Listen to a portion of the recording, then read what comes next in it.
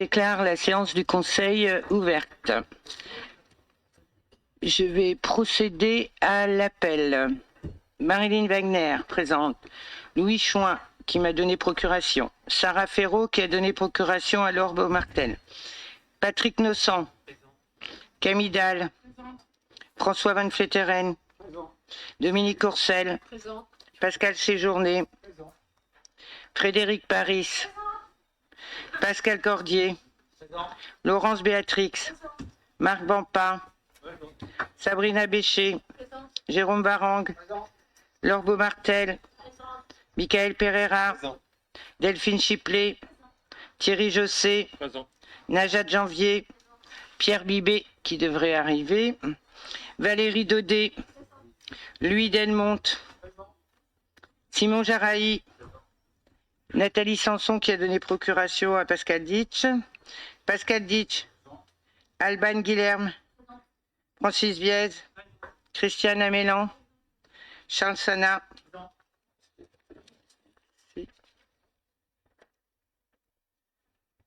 Donc je vous propose de nommer M. Pereira secrétaire de séance. Y a-t-il des objections? Pas d'objection, je vous remercie. Avez-vous des questions ou des à refaire sur le compte-rendu du Conseil municipal du 8 avril 2026? Non. Monsieur Viez.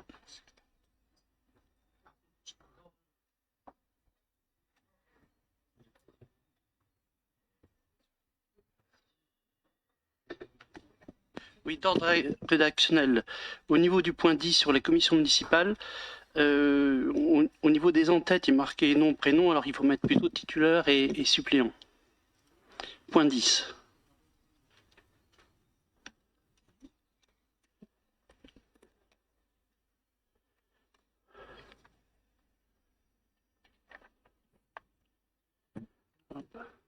C'est quoi le problème? Au niveau du tableau, attendez, je vais reprendre le document.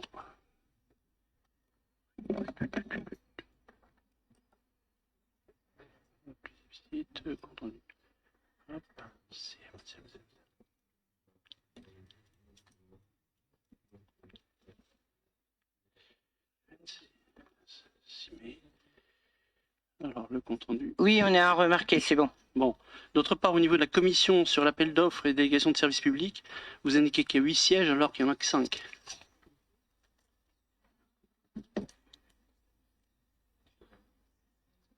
Point 12. Hein. Non, point 11.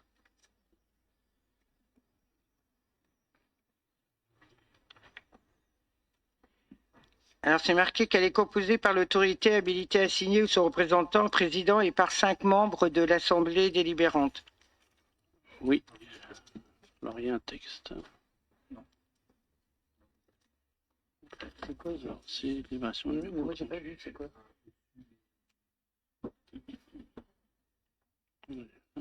Voilà. Et... regardez, le point 11. Ah oui, 8, ok, c'est 5. C'est bon? Voilà. C'est tout. Merci.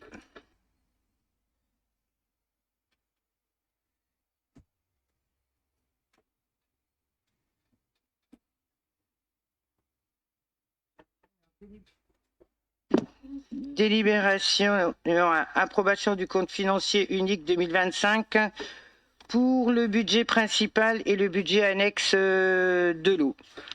Donc c'est une nouvelle formule. Avant on votait à part le compte de gestion et le compte administratif. Maintenant il est lié par le CFU. Donc avant le 30 juin de l'année qui suit la clôture de l'exercice, le compte financier unique établi par le trésorier et l'ordonnateur doivent être votés par l'Assemblée délibérante. Celui-ci regroupe l'ancien compte de gestion et compte administratif et doit être transmis au plus tard 15 jours après le délai limite fixé pour son adoption. Il retrace les opérations budgétaires en dépenses et en recettes, favorise la transparence et la lisibilité de l'information financière, simplifie les processus administratifs entre l'ordonnateur et le comptable et doit aboutir à une confection 100% dématérialisée sur l'ensemble de la chaîne. Donc vous avez eu tout le détail des comptes administratifs et le compte de gestion. Le compte administratif est en concordance avec le compte de gestion. Donc, est-ce que je dois vous détailler le fonctionnement et l'investissement ou vous avez tous lu, pas besoin? Donc, la synthèse du compte financier unique 2025 pour le budget principal de la ville et après nous verrons l'eau. Je vais nommer Michael, si vous n'avez pas de questions sur le compte administratif. Ah. Un petit détail, c'est sur la page 141. Je suis un peu étonné des chiffres et j'aurai une confirmation. 141 ? Page 141, oui. C'est sur les dépenses concernant l'aménagement de la gare et à bord de la gare. Allez-y. Sur la phase 1, il est annoncé 1, 2, 3, 4e colonne, 8 900 000 € et des brouettes. Plus ensuite, donc, plus les bâtiments scolaires, bon ça me ferait plus. Et après, on rajoute 2,7 millions, cette fois-ci dans les flux affectés pour l'année 2025, 2,7 millions. Donc, ce qui fait que pour la phase 2, ce qui fait que pour la phase 1 et la phase 2, on serait à pratiquement 12 millions. Mais non, c'est parce que dans la phase, quand on commence la phase 1 de travaux, on entame aussitôt la phase 2. Et donc, il y a toutes les études qui passent en même temps, c'est pour ça. Mais les montants sont bien les bons montants. Donc, c'est 8,9 millions au total pour l'ensemble du projet. Oui, mais on n'a encore pas fait la troisième partie. D'accord, donc là, pour la première partie qui a été faite, ça monte à 8,9 millions. Non, je vous dis que les trois tranches font 8,9 millions de tête, parce que je n'ai pas regardé de tête. Et donc la première tranche est finie, il nous reste la troisième tranche qui débutera l'année prochaine.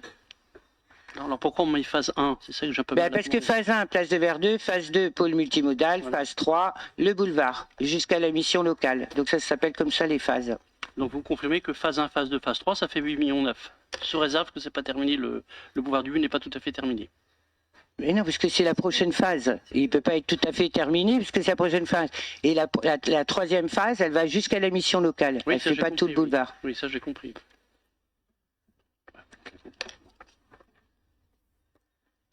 Y a-t-il d'autres questions? S'il n'y a pas d'autres questions, je vais passer la présidence à M. Pereira et le secrétaire de séance sera pour cette délibération Thierry Josset, puisque je n'ai pas le droit de le voter, mais je ne suis plus obligé de sortir. Merci Madame le maire. Donc pour cette délibération 2, qui est contre? Qui s'abstient? Adopté. Je vous remercie.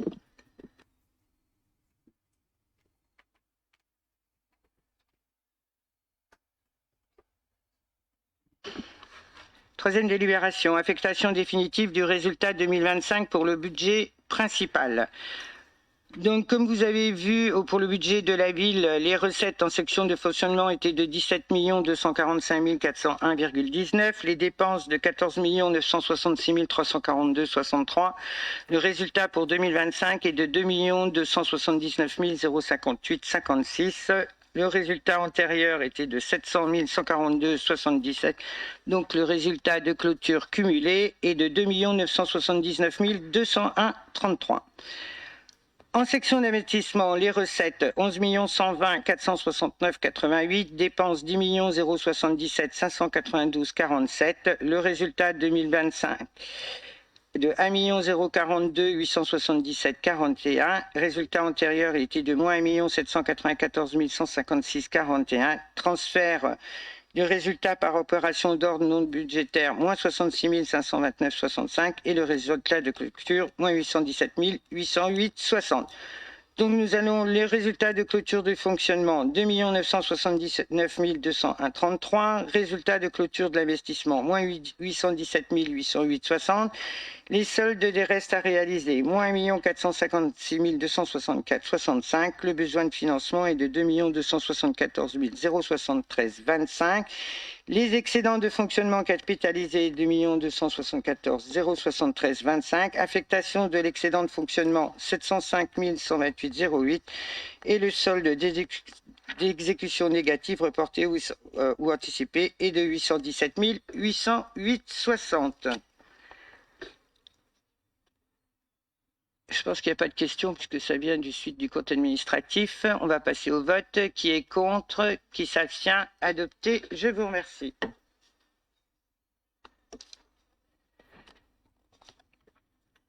La délibération numéro 4, une décision modificative numéro 1 pour le budget principal. Comme vous savez que la compétence de l'eau a été transférée au syndicat de SAEP de la Charentonne au 1er janvier et qu'une partie du matériel qui avait au service des eaux, nous avons repris 2 véhicules et donc nous devons le réintégrer dans le budget de la ville et donc nous réintégrons pour un montant de 66 529,60. Y a-t-il des questions? Pas de questions, Monsieur Biez. Oui. Première chose, au niveau du transfert de l'eau, il m'avait semblé qu'on avait une dette de plus de 2 millions d'euros. A-t-elle été reprise par la SAPE? Nous avons tout transféré, Monsieur Viez. C'est pas comme l'assainissement. Y compris la dette. Comment? Y compris la dette. Mais la dette, c'est des réseaux que nous avons créés. C'est pas une dette. C'est des travaux qui ont été faits. C'est pas comme l'assainissement. Nous avons tout transféré, l'actif comme le passif.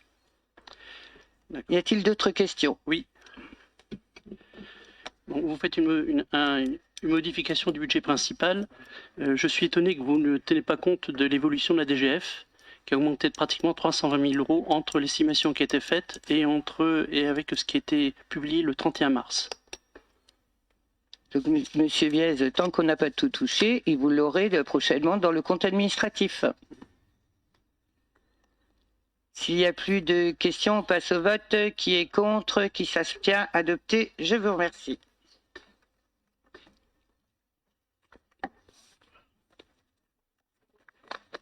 Donc, je fais passer le parapheur pour signature. Alors, comme à chaque changement de municipalité ou au reste, il y a c'est obligatoire, c'est la validation du règlement budgétaire et financier. Donc la collectivité a approuvé l'adoption du référentiel budgétaire et comptable M57 à partir du 1er janvier 2022 pour le budget principal de la ville. Il est rappelé que le règlement budgétaire et financier est obligatoire lors de l'adoption du référentiel M57 en vertu des dispositions prévues à l'article 106 de la loi NOTRe. Ce règlement a pour vocation de retracer les principales règles auxquelles la collectivité doit se conformer, notamment en matière de gestion et des autorisations de programme, des autorisations d'engagement et des crédits permanents, et d'information de l'Assemblée délibérante sur la gestion des engagements au cours de l'exercice. D'une manière générale, il vise à donner un cadre à l'ensemble de la gestion financière de la collectivité. Dans le cadre du renouvellement de l'Assemblée délibérante, la collectivité doit se doter d'un nouveau règlement budgétaire et financier. Donc, on vous demande de vous prononcer sur ce dit règlement. Est-ce qu'il y a des questions? Pas de questions, donc on passe au vote. Monsieur Viez. Je n'ai pas vu dans le règlement financier la saisine de la commission finance. Mais le règlement, la validation du règlement budgétaire, c'est la validation des opérations comptables et financières. Je n'entends pas ce que vous racontez. Je disais notamment le conseil municipal est saisi pour voter. Oui, mais il y aura une commission finance, comme à chaque fois. Donc, y a-t-il d'autres questions? Qui est contre? Qui s'abstient? Adopté. Je vous remercie.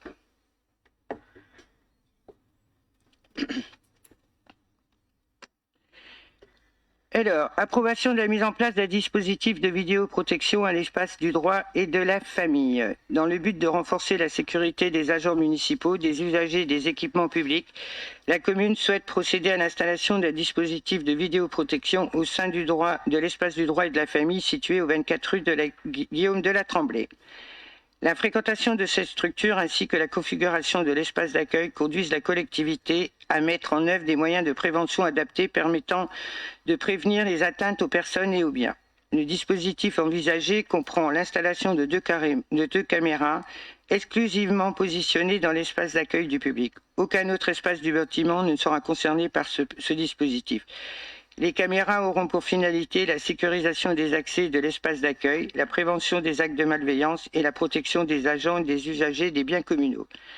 La mise en œuvre de ce dispositif s'effectuera dans le strict respect des conditions du Code de la sécurité intérieure ainsi que de la réglementation relative à la protection des données personnelles. Les images enregistrées seront conservées pour une durée conforme à la réglementation en vigueur et accessibles uniquement aux personnes habilitées.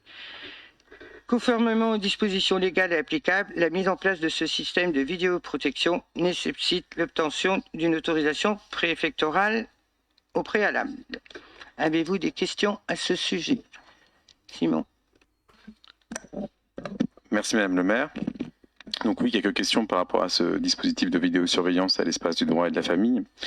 Tout d'abord, on aurait souhaité savoir s'il existait des faits précis qui ont motivé cette demande. Autrement dit, est-ce qu'il y a des agents ou des usagers qui ont été menacés, agressés ou bien confrontés à des situations particulières? Et si oui, on pense que ce serait intéressant que le conseil municipal puisse connaître la nature et la fréquence de ces incidents afin d'évaluer sérieusement et objectivement la nécessité de ce dispositif. On peut entendre les inquiétudes des personnels, si elles existent, mais je pense qu'il faut s'intéresser, nous pensons avec notre groupe Bernay Alternative, qu'il faut s'interroger sur les causes profondes de ces tensions rencontrées dans les services publics. Est-ce que c'est dû à des délais d'attente trop longs, ou une saturation des structures, ou un manque d'accompagnement humain, ou encore une insuffisance concernant les effectifs qui peut générer de la frustration et de la colère chez les usagers. Donc nous, depuis des années, vous le savez, on n'est pas dogmatique, on alerte sur la nécessité d'investir dans les services publics et dans les moyens humains. Nous, on croit, et j'aimais bien ce slogan-là, l'humain d'abord. L'humain d'abord, c'est un slogan que j'aimerais vraiment revoir renaître. Et c'est pas uniquement, on pense que ce n'est pas des dispositifs techniques tels que la vidéosurveillance. Ce ne sont pas ces dispositifs-là qui permettront d'éradiquer en quelque sorte cette violence. On pense nous que pour être efficace, il faut mettre des humains. Donc pourquoi pas un agent d'accueil. Je vous rappelle également qu'il y en a déjà 3. 3 agents d'accueil. Alors, moi, je comprends juste pas comment une caméra peut... c'est des agents de sécurité, c'est bien cela? Ou des agents d'accueil, du coup? Des agents d'accueil, d'accord. Au centre des impôts, c'est un agent de sécurité qui est présent. D'accord. Donc, nous, on est pour qu'il y ait des agents de sécurité, dans ce cas-là. On est pour qu'il y ait... il y en a au centre des impôts, donc il y en a un au centre des impôts, ça a l'air de se passer plutôt bien. Et enfin, on ne comprend toujours pas comment la caméra peut éviter des actes malveillants. Moi, je n'arrive toujours pas à comprendre. J'aimerais bien que ce dispositif il soit vraiment sérieusement évalué par la Chambre régionale des comptes. Il n'y en a toujours pas de rapport par rapport à un dispositif qui est coûteux. Est-ce qu'on sait aussi le prix exact d'un tel dispositif, puisque ça a forcément un coût? Et ensuite, je voulais aussi intervenir sur le fait que quelles sont les garanties concernant encore une fois les libertés publiques. C'est une caméra qui se trouvera à l'intérieur d'un bâtiment, donc voilà. Et donc autre chose, mais là je dépasse peut-être du cadre pour la caméra globalement. Je me souviens qu'on avait eu ce débat-là et que vous nous aviez dit que la première violence à Bernay, c'était la violence intrafamiliale. Alors là, ça ne concerne plus effectivement exactement ce centre-là, mais par exemple, quand on a des violences intrafamiliales, je ne comprends pas, nous ne comprenons pas comment une caméra peut résoudre de telles situations. Donc on aimerait avoir un audit, un réel audit et une évaluation sérieuse de ce dispositif. Merci, Madame le maire. Alors, c'est les 2 caméras qui seront posées à la CPAM, l'ex-CPAM, c'est juste à l'entrée pour voir les personnes. Parce qu'il arrive que les agents, puisqu'on accueille la maison de France Service, ne sont pas toujours d'accord avec les réponses données, comme chez nous. Donc, à la demande du personnel, il a été demandé de mettre des caméras, comme ça, on a le flux. Parce que de dire, monsieur un tel est venu, il nous a agressé, vous savez très bien que si c'est pas constaté sur le fait, c'est un problème. Et donc, elles seront juste posées à l'entrée de chaque. Pour le reste, c'est vrai que vous sortez du cadre de la délibération, mais vous savez bien que les violences intrafamiliales se passent pas dans le 3/4 ou les 99% des cas à l'extérieur. À l'extérieur, c'est sur la rue, donc les violences intrafamiliales. Il y en a quelques-unes ça arrive sur la rue. Donc à l'intérieur des foyers, je pense pas qu'on devrait mettre une caméra à chaque fois. Donc voilà. Et en termes d'accueil, il y a 3 agents d'accueil à la CPAM. Donc voilà, c'est juste une protection pour les salariés. Voilà. Donc s'il n'y a plus de questions, on passe au vote. Monsieur Viez. Oui, Madame le maire. Je pense que votre initiative est tout à fait profitable pour l'ensemble de la population. Et je pense même qu'il faudrait l'étendre à l'ensemble des services publics. Donc je vous encourage à étendre ce système de surveillance pour protéger à la fois les usagers qui sont Correct. Et également les employés municipaux. Merci. Donc, s'il n'y a plus de questions, on passe au vote. Qui est contre? Qui s'abstient? Contre? 4. Adopté. Je vous remercie.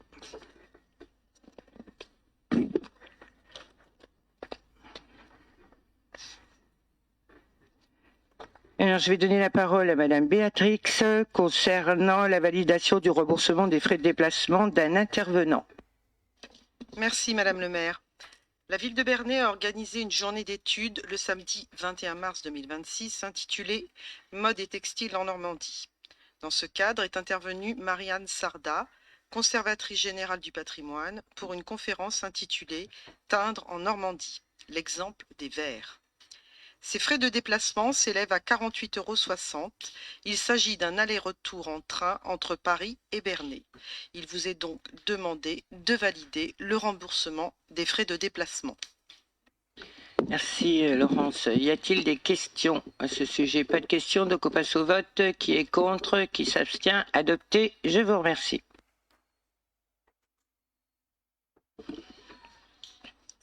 Je redonne la parole à Madame Béatrix concernant les modifications des tarifs du Musée des Beaux-Arts de Bernay et de sa boutique. Merci Madame le maire. Bénéficiant de l'appellation Musée de France depuis 2002, le Musée des Beaux-Arts de Bernay s'inscrit de ce fait dans une dynamique de réseau impliquant quelques gratuités. Par la présente délibération, il est proposé de conformer les gratuités suivantes.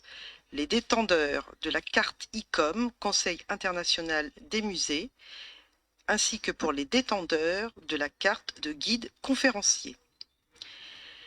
Également engagé au sein du réseau des musées de Normandie, il est proposé de confirmer la gratuité pour les détenteurs de la carte du réseau. Les gratuités sont reportées en AX 1 6 jointes. Par ailleurs, dans une dynamique de développement des activités proposées par le musée et dans le cadre de la valorisation de l'exposition vivante, Gai, piquante, Marie-Thérèse Lanois, le musée propose cet été un atelier de peinture sur céramique. Cet atelier nécessitant le recours à du matériel et à une intervenante spécialisée, il est proposé de créer un tarif adapté. Le tarif proposé est de 10 € par personne. Enfin, toujours dans une perspective de valorisation de l'exposition temporaire 2026 consacrée à Marie-Thérèse Lanois, il est proposé en partenariat avec le département de l'Eure d'ajouter à la vente en boutique du musée le hors-série de Beaux-Arts Magazine intitulé « L'heure impressionniste de Monet à Pissarro » et dans lequel figure un article consacré à l'artiste Marie-Thérèse Lanois. En cohérence avec la convention signée avec le département de l'Eure, le tarif de mise en vente est de 14 €. Il vous est donc demandé de valider les tarifs suivants: la gratuité des détenteurs de cartes ICOM, guide conférencier et réseau des musées de Normandie, la création d'un tarif adapté à l'atelier de céramique et le tarif de mise en vente du magazine. Très beau magazine d'ailleurs, je vous le recommande.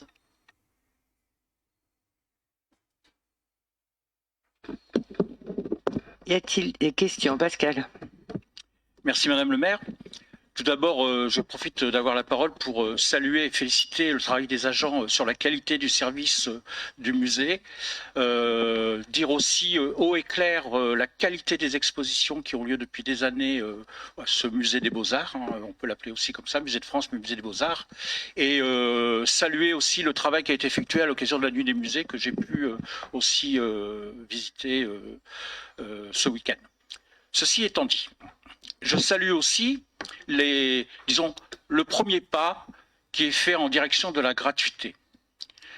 Je souligne aussi que c'est tout à fait légitime pour les ateliers céramiques, la vente de magazines, etc., qu'il y ait une tarification.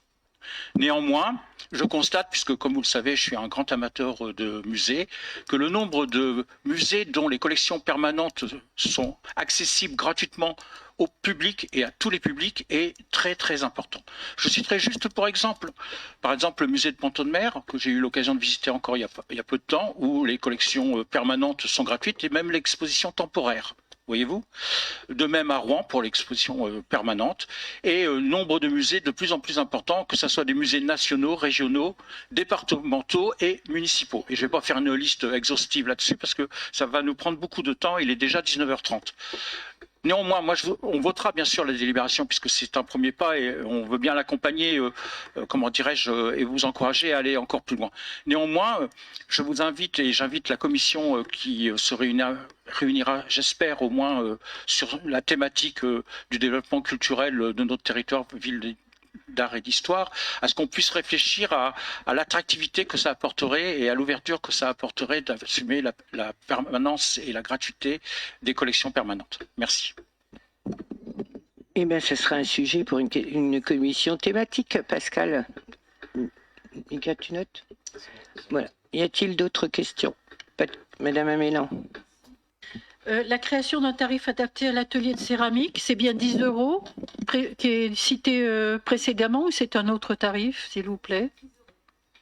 C'est ça, c'est 10 €, j'ai bien compris. D'accord, merci. Merci, c'est bien. Donc, s'il n'y a plus de questions, on passe au vote. Qui est contre? Qui s'abstient? Adopté. Je vous remercie.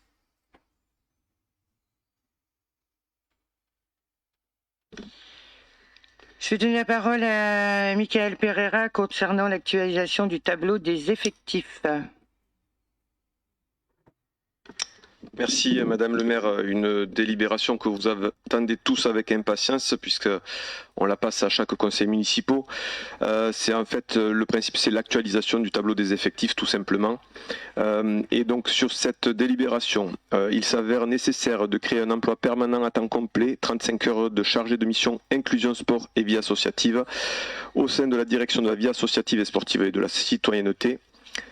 Un emploi permanent à temps complet, 35 heures de gestionnaire des ressources humaines. Un emploi permanent à temps complet, 35 heures de gestionnaire comptable à la direction des finances. Et enfin, un emploi permanent à temps complet, 35 heures d'agent des espaces verts. Y a-t-il des questions? Monsieur Viez. Oui, quel est l'impact financier de ces recrutements? Globalement, aucun.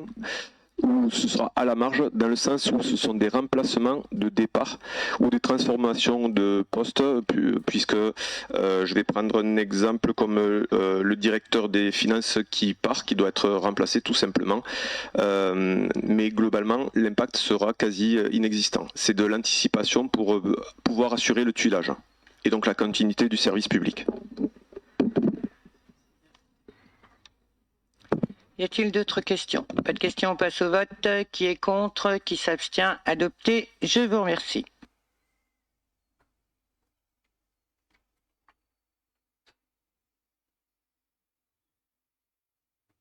Je redonne la parole à M. Pereira concernant le renouvellement et composition du CST commun, ville et CCAS. Merci Madame le maire. Effectivement, du fait de l'organisation des élections professionnelles, c'est une année d'élection cette année, les élections professionnelles, quant à elles, auront lieu le 10 décembre prochain. Il convient à minima 6 mois avant le scrutin, d'où le conseil municipal de ce soir, on ne pouvait pas le placer en même temps que celui du 5 juin, de déterminer le nombre de représentants du personnel après consultation des organisations syndicales. Les organisations syndicales ont été consultées déjà au préalable le 12 mai 2026, ce qui a permis de valider le renouvellement du CST commun sous les mêmes modalités, c'est-à-dire 4 membres titulaires et 4 membres suppléants pour les représentants du personnel, 4 membres titulaires et 4 membres suppléants pour les représentants de la collectivité, et d'autoriser le recueil par le comité social territorial de l'avis des représentants de la collectivité. L'effectif de la collectivité, c'est un rappel, et du CCAS c'est supérieur à 200. Il sera donc créé une formation spécialisée en matière de santé et de sécurité des conditions de travail. Donc les fonctionnaires connaissent cette appellation-là sous le terme de F3SCT. C'est un petit peu barbare, mais c'est comme ça. Il est institué au sein du comité social territorial. Voilà, comme il y a un changement de gouvernance et des futures élections en décembre, donc nous devons prendre ces délibérations et au mois de décembre, on nommera les délégués du personnel qui auront été élus par les élections professionnelles. Y a-t-il des questions? Pas de questions, on passe au vote. Qui est contre? Qui s'abstient? Adopté. Je vous remercie.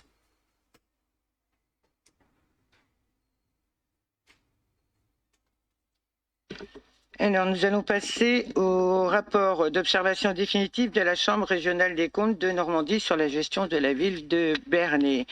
Donc, en 2025, nous avons fait l'objet d'un contrôle. Ont été adressés le courrier à moi-même et à Monsieur Bonamy, puisqu'elle portait sur la période 2019-2024. Donc, le contrôle de gestion réalisé par la Chambre présente deux caractéristiques importantes. Un caractère contradictoire, marqué par des échanges durant la procédure avec des phases déterminées, ce qui explique sa durée. Un caractère confidentiel de l'ensemble de la procédure jusqu'à la communication du document final à l'Assemblée délibérante. Par lettre du 20 mai du 6 juin, donc là, comme je vous ai dit, la présidence de la Chambre on a informé et a aussi informé M. Bonamy, qui était maire entre 2016 et 2020. Les entretiens de fin de contrôle avec le rapporteur se sont tenus le 10 juillet 2025 pour moi-même et le 23 juillet 2025 pour M. Bonamy. L'examen de la gestion a porté sur les thématiques de la régularité de la politique immobilière, des subventions aux personnes morales de droit privé, de la fiabilité des comptes et de l'information financière, de la gestion des ressources humaines, de la situation financière du budget principal. Dans le dernier rapport publié par la Chambre en 2017 sur la gestion de la commune, les principales observations portaient sur la fiabilité des comptes et la gestion des ressources humaines. La Chambre appelait également à une vigilance particulière sur la situation financière dégradée de la commune, caractérisée par un autofinancement insuffisant, un poids excessif des dépenses du personnel, ainsi qu'un niveau élevé d'endettement. Lors de sa séance du 21 août 2025, la Chambre a arrêté ses observations provisoires. Elles ont été transmises dans leur intégralité à moi-même et aux parties concernées. Donc oui, moi-même, j'ai répondu par un courrier enregistré au greffe de la Chambre le 14 octobre 2025. Après avoir entendu le rapporteur et pris connaissance des conclusions du ministère public, la Chambre a, dans sa séance du 4 novembre 2025, examiné la réponse reçue et arrêté le présent rapport d'observation définitive. En vertu de l'article L243-6 du Code des juridictions financières, les rapports des chambres régionales des comptes ne peuvent être publiés ni communiqués à leurs destinataires ou à des tiers pendant une période de 3 mois précédant des élections locales. Par courrier en date du 30 mars 2026, la Chambre a communiqué à la ville le rapport définitif accompagné des réponses. Conformément à l'article L243-6 du même code, le présent rapport doit être communiqué à l'Assemblée délibérante et donner lieu à débat. Alors, voilà donc pour la présente de la délibération à laquelle je voulais ajouter quelques commentaires rapides. Tout d'abord, il faut savoir que dans une collectivité, recevoir une notification d'un contrôle de la Chambre régionale des comptes, ce n'est jamais neutre. C'est même, on peut le dire, la source d'un certain stress. Déjà, car c'est une lourde charge de travail en plus pour tous les services concernés, et il y en a beaucoup, d'impliqués, au vu du périmètre de cette enquête. Les délais contraints pour fournir les réponses ajoutent également du stress au stress, si on peut dire. Aussi, je tiens à dire que les services ont une nouvelle fois été au rendez-vous, que le travail sur cette enquête a été mené dans les temporalités données, de manière fluide et très professionnelle. Il est donc normal de saluer ce travail exigeant, particulièrement pour le service financier, pour les RH et le service juridique, ainsi qu'à la vie des associatives. Bravo à toutes et à tous. Alors oui, c'est un travail exigeant, mais c'est notre cadre d'action. Nos décisions en tant que collectivité sont continuellement scrutées, contrôlées que ce soit par le Trésor public, le contrôle de la légalité au niveau de la préfecture ou bien la CRC. Quand on rappelle ici en conseil municipal, en réunion publique ou aux associations qu'on ne fait pas ce que l'on veut et que la vie administrative est très réglementée, ce rapport en est la parfaite illustration. Ce n'est pas juste de la mauvaise volonté comme on pourrait le croire vu de l'extérieur. Nous avons toujours des comptes à rendre. Ainsi va la transparence et la probité de l'action publique, condition essentielle de la confiance que l'on accorde à l'action publique ainsi qu'à nos institutions. Comme vous avez pu lire dans ce rapport, les choix décidés et mis en œuvre progressivement durant notre précédent mandat ont permis de corriger nombre des fragilités ou des manquements constatés sur la précédente période d'enquête, et ce malgré un contexte national et international, comme chacun le sait, défavorable. À titre d'exemple, la situation financière se caractérise par une amélioration significative. Les produits de gestion ont augmenté de près de 20%. La commune dégage un autofinancement en progression de 14%. Les investissements nécessaires sont désormais réalisés. Le niveau d'endettement élevé en 2020 a fortement diminué, avec également un recours à l'emprunt modéré. Vous l'aurez compris, nous allons poursuivre dans cette direction sur ce nouveau mandat. Pour les points techniques à améliorer, car il y en a toujours, même s'ils sont finalement peu nombreux, comme nous l'avons stipulé dans nos échanges avec la CRC, nous avons déjà mis certaines actions correctives. D'autres sont en cours de travail et nous reviendrons vers vous ici en conseil municipal d'ici un an pour vous présenter un point d'étape exhaustif de l'avancée des évolutions. Mais pour l'heure, si vous souhaitez vous exprimer sur ce rapport d'enquête, la parole est à vous. Pascal. Merci Madame le maire. Donc j'apprécie beaucoup votre intervention sur l'importance que la transparence des comptes publics et de l'action publique, particulièrement celle municipale, soit, comment dirais-je, exprimée à travers le rapport d'observation définitive de la Chambre régionale des comptes et permettre au conseil municipal de s'exprimer à ce niveau-là et puis finalement à l'ensemble de nos concitoyens puisque cette séance est retransmise et certainement que nos concitoyens pourront pouvoir accéder à ce rapport d'observation définitif. Donc c'est quelque chose d'important, parce que ça sécurise un petit peu nos libertés démocratiques dont on a bien besoin ici. Ayant pris le temps, comme mes collègues, de lire ce rapport, oui, vous avez raison de souligner aussi la qualité du travail qui a été fait par les services, quand on voit toutes les exigences qui sont celles de la Chambre régionale des comptes, qui est légitime, mais qui demande beaucoup de travail. Moi, ce que j'ai relevé avec mes camarades, mes amis, c'est 3 points forts qui sont notés dans ce rapport. Le premier, c'est le désendettement de la ville de Bernay, rappelé plusieurs fois dans ce rapport, donc c'est plutôt une bonne nouvelle, mais qu'il faut aussi expliquer par l'augmentation des impôts fonciers que vous avez, comment dirais-je, fait voter il y a quelques années. Je crois que c'était en 2023. Mais pas que, mais malgré tout, c'est ce qui fait aussi le désendettement. Ça en fait partie. En tout cas, le désendettement est là et c'est plutôt une bonne nouvelle. Il y a quelques questions qui restent en suspens, mais vous avez apporté des réponses. Mais si je pose cette question-là, c'est pas parce que je la pose à titre personnel, c'est plutôt pour que les Bernéens soient informés. D'autant plus que je le dis très clairement aussi. Lorsque ça a été fait, j'avais reçu une lettre anonyme me disant « Regardez le recrutement de la DGS ». Voyez-vous? Et donc, évidemment, moi, je ne réponds pas aux lettres anonymes et je mets ça de côté, vous le savez. Donc là, c'est peut-être l'occasion d'expliquer un petit peu les conditions de recrutement de la direction générale des services. Voilà, et je le fais très décontracté puisque vous avez apporté des réponses. Il y a aussi une exigence à venir qui va être aussi en quelque sorte l'inventaire du patrimoine vendu ou à vendre afin qu'on ait une lisibilité, nous élus, mais aussi au-delà des élus, les services et autres sur ce qui fait la richesse un petit peu de notre commune et ce qu'on est obligé de céder pour équilibrer les comptes. Ça me paraît important.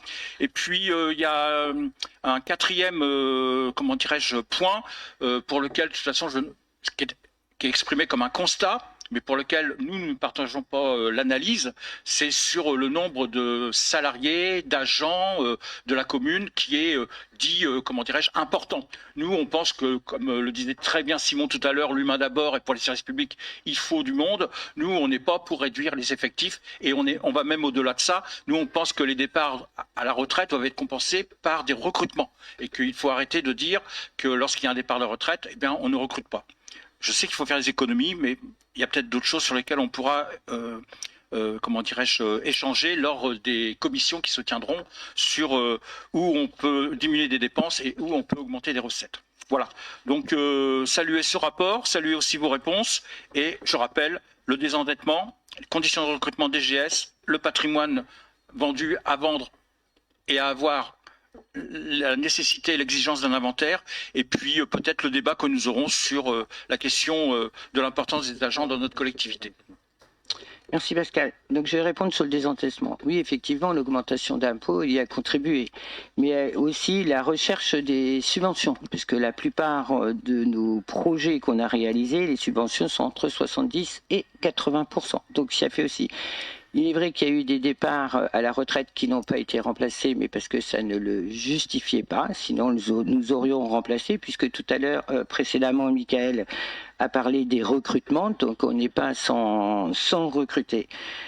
Concernant l'inventaire de la commune, effectivement, on avait commencé à travailler sur l'inventaire de la commune, de savoir ce qui est à vendre ou pas à vendre.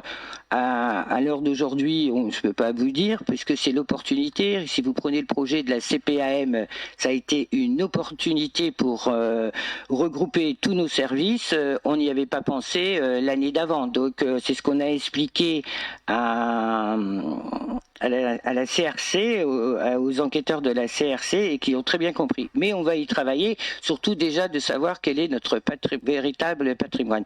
On est presque au bout, c'est pour ça que dans un an, on reviendra vers vous. Je vais donner la parole à Michael Pereira pour la réponse sur le contrat de la DGS. Oui, merci Madame le maire. Juste pour rebondir sur ce qu'a dit Madame le maire, pour l'inventaire du patrimoine, c'est tout à fait pertinent, Pascal. Et globalement, aujourd'hui, les services sont en train de travailler sur la modernisation, continuer, poursuivre la modernisation des services, notamment en développant le SIG. Le système d'information et géographique, pour justement avoir cette visu-là. Voilà. Et qu'elle soit de manière instantanée, géographiquement localisée. Voilà. Donc c'est juste la petite parenthèse. Sur le recrutement de la directrice générale des services, Madame le maire n'est pas rentrée trop dans les détails, mais peut-être que c'est bien de le contextualiser parce que vous l'avez dit, l'objectif c'est de pouvoir être le plus transparent possible vis-à-vis des Berniens, et je vous remercie d'avoir posé cette question-là. Donc très rapidement, pour contextualiser, en 2021, donc la ville engage un recrutement. Vous vous souvenez de la situation, et parce que vous étiez élu en même temps que nous, une collectivité où administrativement parlant, ça battait de l'aile, vous le savez, il y a eu pas mal de démissions, ce qui est normal, quand il y a une nouvelle gouvernance politique, il y a une gouvernance administrative qui part. On avait besoin aussi d'expérience et surtout de retrouver de l'opérationnalité. Mais encore une fois, c'est un contexte tout à fait normal quand il y a un changement de gouvernance politique.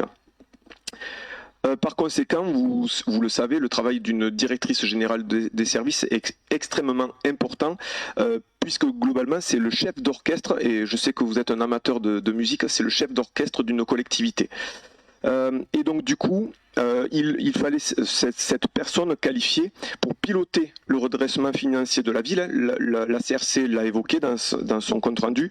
Sécuriser les procédures, parce qu'il y avait beaucoup d'oralité, très peu de procédures administratives écrites.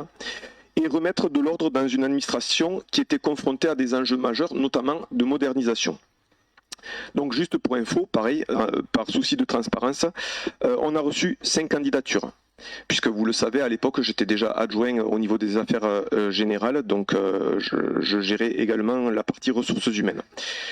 Il y avait 3 profils qui répondaient sur le papier aux qualifications attendues et qui ont bien évidemment été convoqués en entretien, puisque c'est la procédure administrative. Mais il y a une réalité qui est assez fataliste. Un candidat qui s'est désisté avant même l'entretien, parce qu'il a accepté un poste ailleurs, tout simplement. Un second qui a refusé tout simplement de poursuivre le processus de recrutement. Et le troisième qui ne présentait pas les compétences opérationnelles attendues au regard des défis très spécifiques à Bernay, et notamment qui venait chercher davantage un grade, donc d'administrateur, et non pas d'attaché, donc de catégorie A+, et non pas A, tout simplement. Donc aucun fonctionnaire territorial ne répondait concrètement aux exigences du poste et à nos attentes. Donc la ville de Bernay, et donc nous en l'occurrence, on a fait le choix d'un recours au contractuel. C'est un choix qui, à l'époque et aujourd'hui encore, est assumé, réfléchi et surtout sécurisé juridiquement, mais je vais y revenir. Je l'ai évoqué, hein, l'importance stratégique de ce recrutement. On a sollicité l'accompagnement d'un avocat spécialisé en droit de la fonction publique pour garantir justement la conformité complète de la procédure. Et à cette date, il n'y avait aucune jurisprudence applicable qui remettait en cause cette possibilité de recrutement. Je vais aussi rappeler certains faits. Pareil, dans un souci de transparence, les contrats ont été transmis à la préfecture pour un contrôle de la légalité. Ça n'a pas été débouté. Aucune remarque non plus du trésorier. Donc tous les salaires de la DGS ont été acceptés, bien évidemment.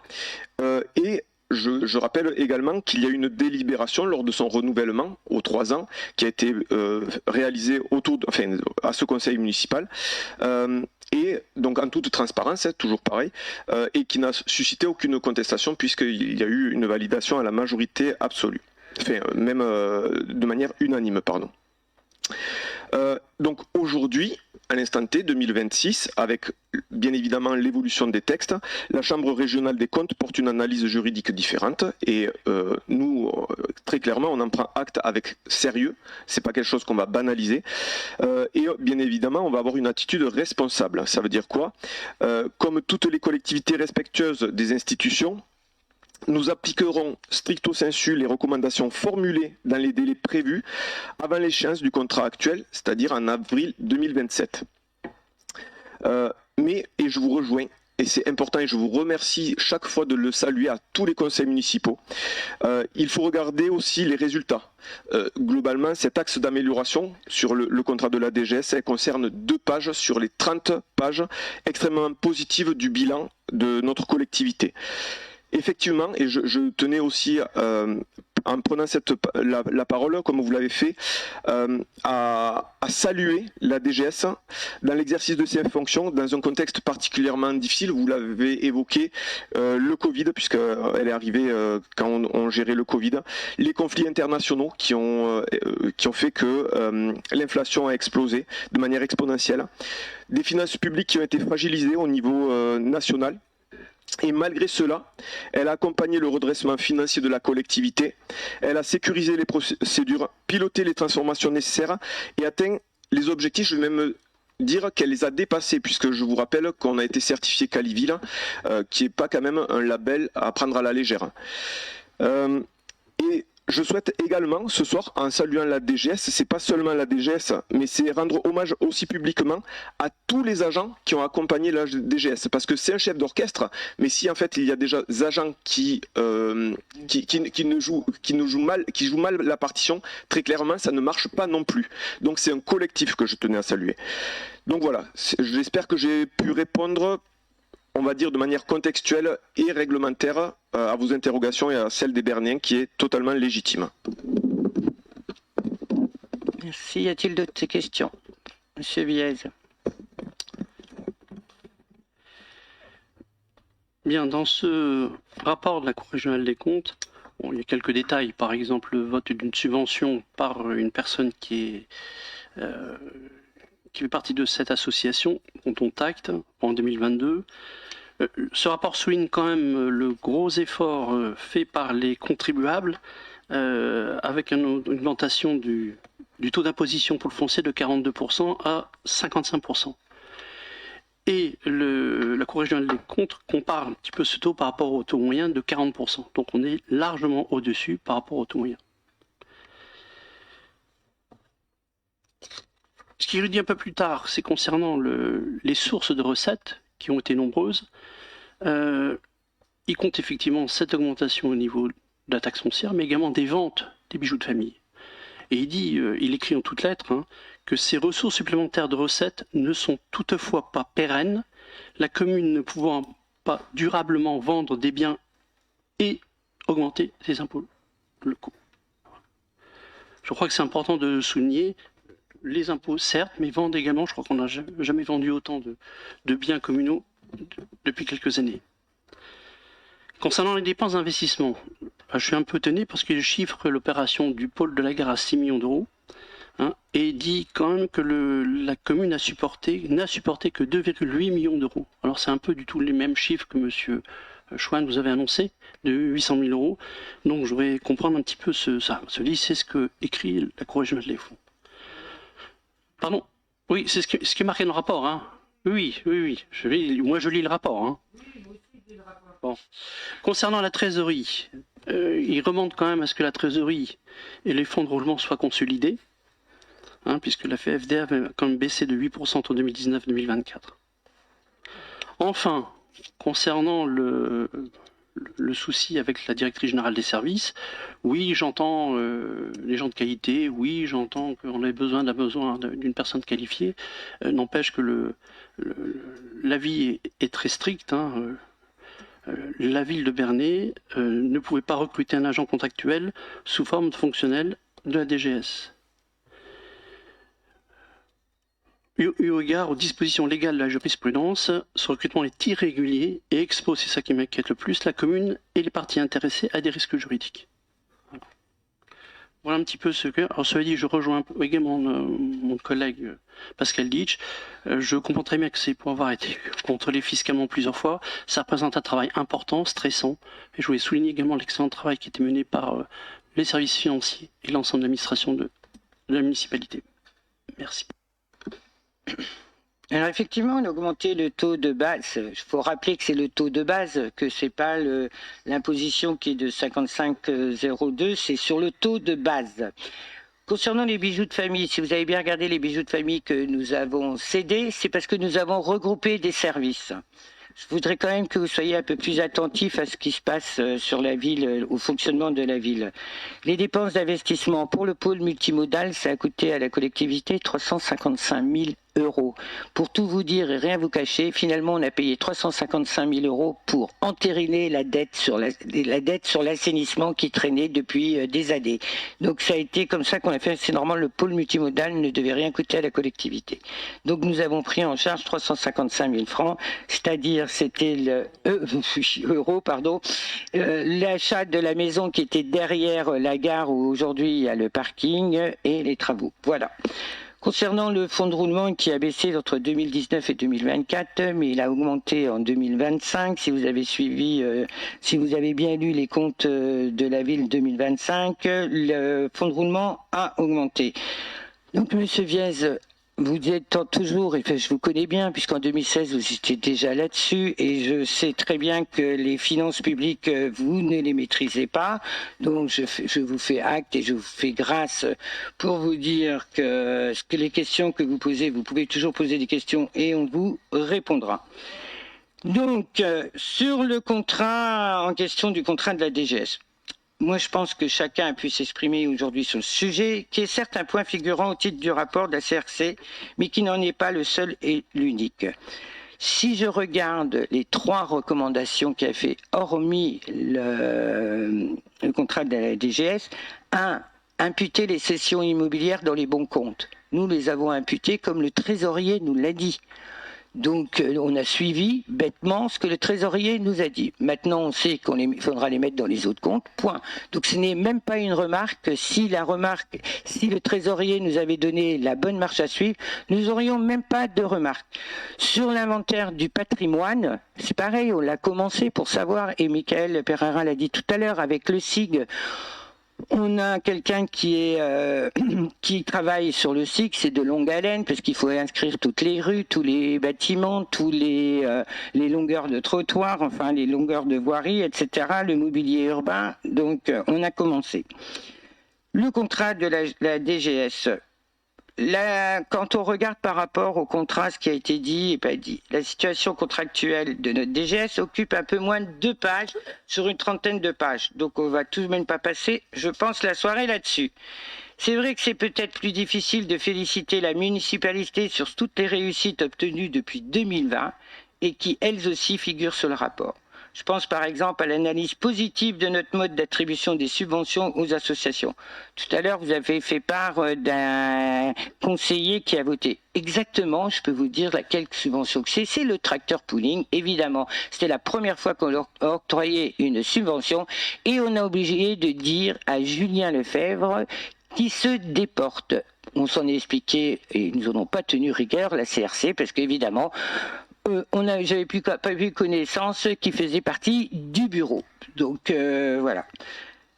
Après que l'on ne s'y trompe pas, ces bons résultats ne sont pas tombés du ciel. Ils sont les conséquences directes du travail de notre DGS et de ses équipes.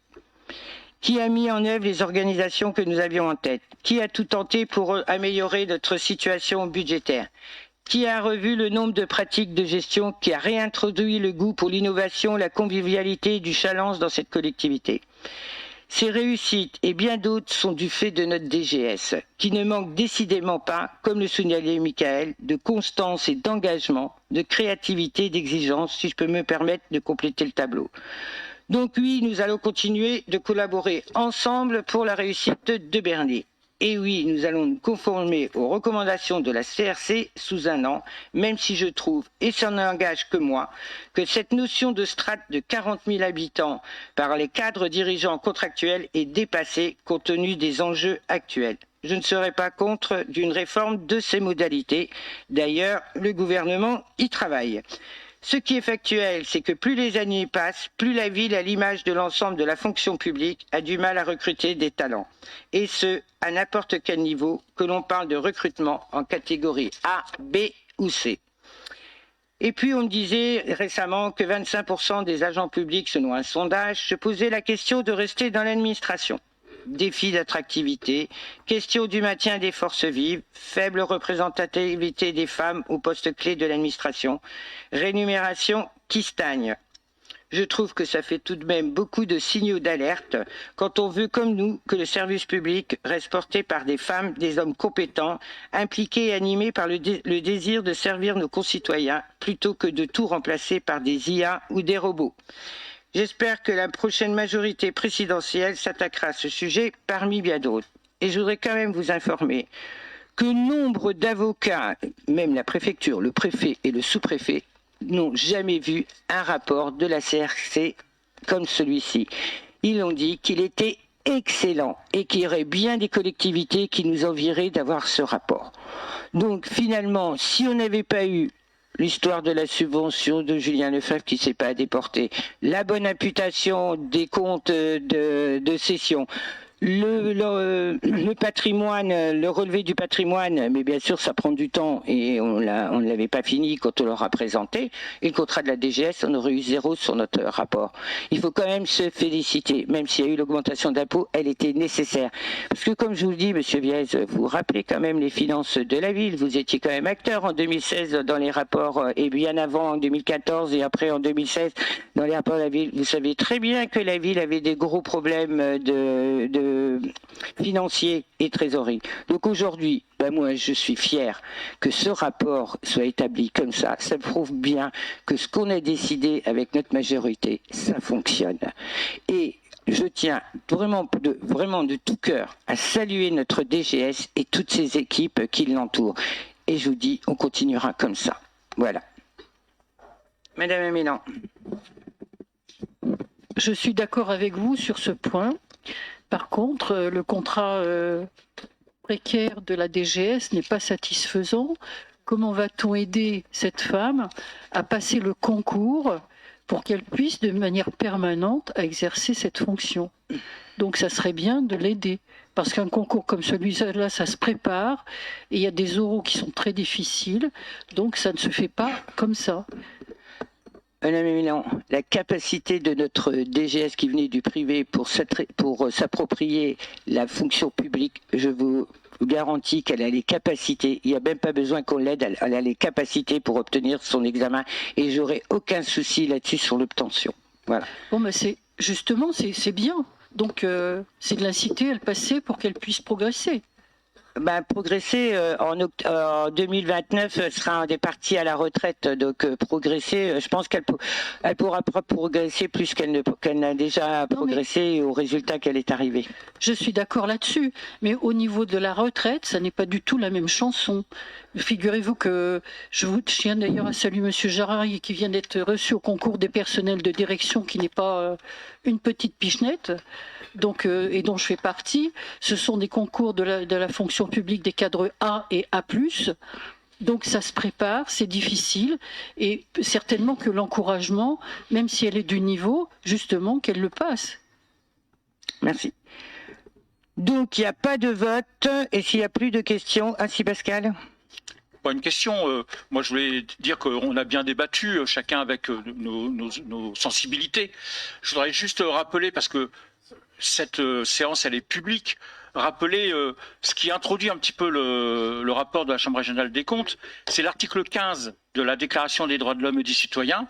Le dire, le rappeler, le marteler, c'est que la société a le droit de demander compte à tout agent public de son administration. Et je trouve que ça, c'est très bien. Et si on est à la hauteur de cet article-là, ce sera déjà un bon bout de chemin parcouru. Merci. Donc, s'il n'y a plus de questions, on n'a pas de vote pour ce... On en prend juste acte. Je vous remercie. Alors, délibération suivante, la désignation du représentant de la ville au sein de la CLECT de l'Intercom. La commission locale d'évaluation des charges transférées, CLECT, a pour rôle d'évaluer la consistance et le montant des charges liées au transfert de compétences entre les communes et l'intercommunalité. Pour ce faire, elle évalue pour chaque commune l'ensemble des dépenses et recettes afférentes à chaque compétence transférée selon une méthodologie fixée par les différents textes. Chaque intercommunalité a la charge de créer une telle commission composée d'au moins un représentant de chacune de ses communes membres. À la suite du renouvellement du conseil communautaire en avril 2026, l'Intercom de Normandie a créé par délibération sa CLECT et en a déterminé sa composition. Chaque commune disposera d'un membre titulaire et d'un membre suppléant. Donc, en membre titulaire, je me désigne en tant que maire pour la représentante de la CLECT à l'Intercom et en suppléant Camille Dalle. Voilà. Y a-t-il des questions? Pas de questions, donc on passe au vote. Qui est contre? Qui s'abstient? Adopté. Je vous remercie.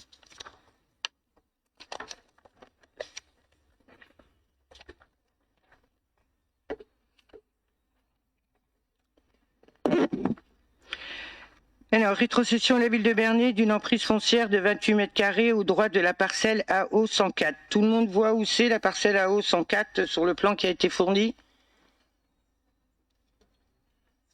C'est au Café de la Gare.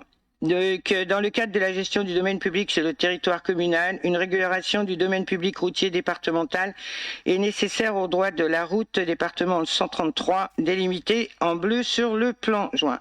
Après échange avec les services départementaux, un accord est intervenu pour que ce foncier soit transféré à la commune afin de régulariser un empiètement commercial.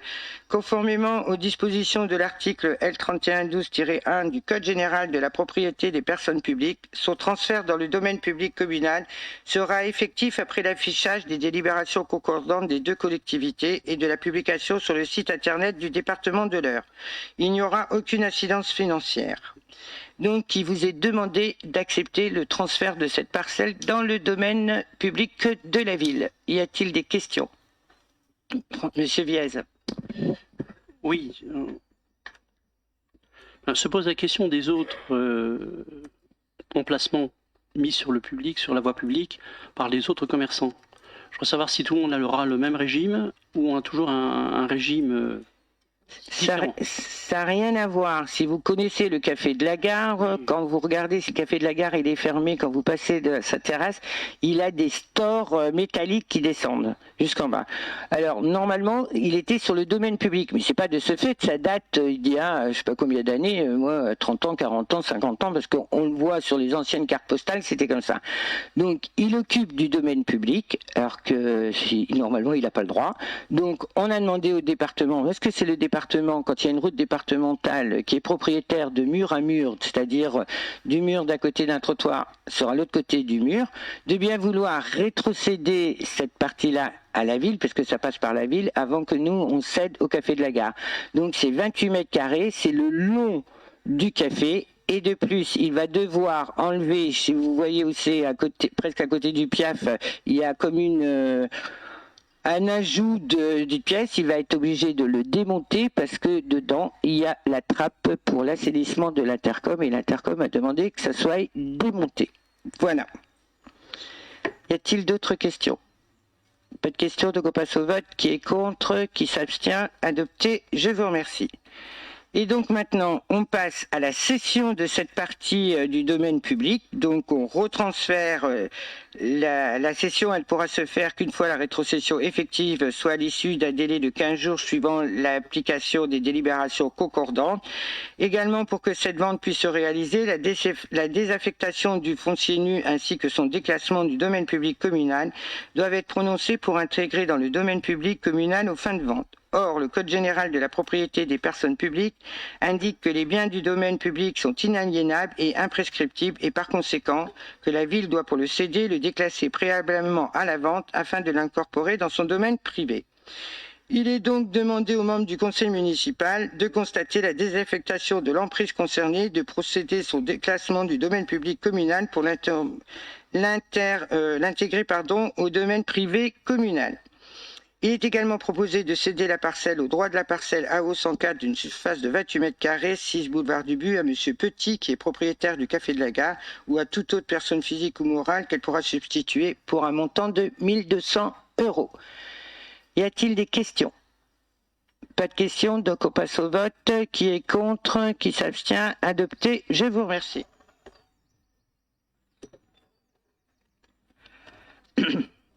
Désignation des représentants au conseil d'administration de Siloge et autorisation à signer les prix de consommation pour ces administrateurs siégeant à titre individuel. Pour rappel, la ville de Bernay est actionnaire à hauteur de 40,37% de la société Siloge, bailleur social implanté sur le département de l'Eure et partenaire historique de la ville de Bernay. Elle forme à ce titre l'actionnariat de référence de la société, conjointement avec la ville de Verneuil-sur-Avre et dit-on, et de la Caisse d'épargne de Normandie. Les actionnaires de référence précités ont conclu un pacte d'actionnaires au terme duquel la ville de Bernay dispose de 4 sièges d'administrateurs au sein du conseil d'administration à titre individuel et un siège d'administrateur en tant que représentant la personne morale qu'est la ville de Bernay. Pour être représentant à titre individuel, il est nécessaire de tenir des actions de la Siloge. Pour ce faire, la ville de Bernay transfère à chacun des administrateurs désignés à titre individuel 100 actions de la société Siloge sous forme de prêts de consommation qui expirent automatiquement et de plein droit avec la cessation des fonctions d'administrateur dans la société Siloge ou sur demande de la ville de Bernay. À la suite du renouvellement du conseil municipal, de nouveaux représentants de la ville de Bernay doivent être désignés. Madame Sarah Ferraud, Monsieur Louis Chouin restent actionnaires à titre individuel. Madame Sabrina Bécher demeure représentante de la ville de Bernay en tant que personne morale. Madame Frédéric Paris et Monsieur Thierry Jossé ne souhaitent plus continuer dans leurs 2 fonctions de représentants à titre individuel. De ce fait, la ville de Bernay doit désigner 2 administrateurs à titre individuel sur 4. Il vous est donc proposé de désigner 2 administrateurs au sein du conseil d'administration de la Siloge. Donc on vous propose Patrick Noxan et Pascal Cordier. Y a-t-il des questions? Pas de questions, donc on passe au vote. Qui est contre? Qui s'abstient? Adopté. Je vous remercie.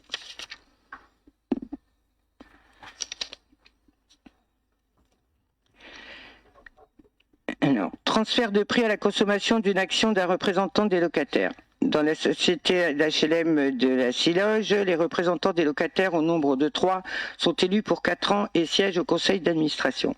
La réglementation prévoit que ces administrateurs locataires sont également actionnaires, un statut qu'ils acquièrent avec la cession par l'actionnaire de référence dans la ville de Bernay fait partie d'une action.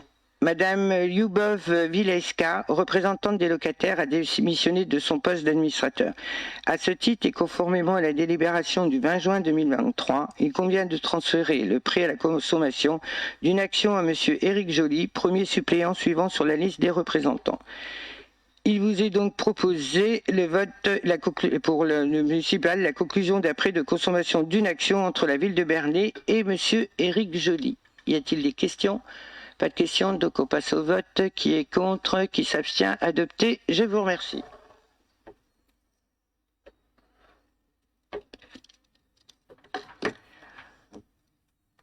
Donc, je vais la lire. Donc, rétrocession à la région Normandie du terrain d'assiette du site de Lotin de Laval, lycée Clément Audin. Le site Lotin de Laval, c'est le côté où a été refait entièrement le lycée. Dans le cadre de son plan pluriannuel d'investissement, la région Normandie a restructuré le site Lotin du lycée Clément Ader, dont certaines parcelles appartiennent à la ville de Bernay.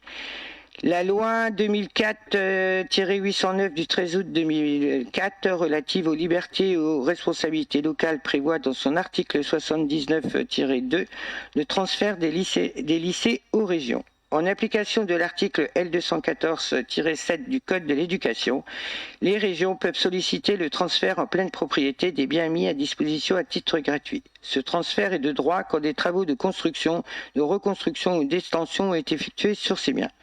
La région a sollicité la ville de Bernay afin d'engager la procédure de transfert de propriété. Les formalités de découpage parcellaire et de production de l'acte authentique seront réalisées par la région. C'est la même chose que nous avons fait dans le précédent mandat avec le lycée Fresnel. Y a-t-il des questions? Pas de questions, donc on passe au vote. Qui est contre? Qui s'abstient? Adopté. Je vous remercie. Alors, désignation du représentant de la ville au comité de pilotage du site Natura 2000 Rilguiel-Charentonne. La loi 2022-217 du 21 février 2022 relative à la différenciation, la décentralisation et la déconcentration et portant diverses mesures de simplification de l'action publique locale, dite loi 3DS, a notamment conduit à la décentralisation partielle de Natura 2000. Ainsi, depuis le 1er janvier 2023, les régions assurent l'autorité administrative des sites exclusivement terrestres. Le comité de pilotage du site Rilguiel-Charentonne est amené à se réunir dans les prochains mois. En tant que membre du comité de pilotage, un représentant de la ville de Bernay et un suppléant doivent être désignés par délibération afin de pouvoir y siéger.